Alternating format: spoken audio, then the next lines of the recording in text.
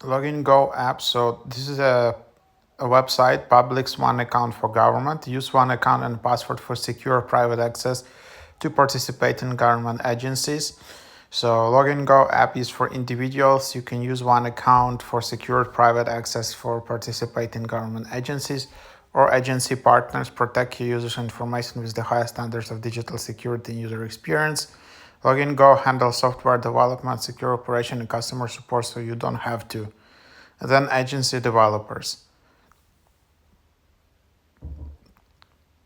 So you will need email password,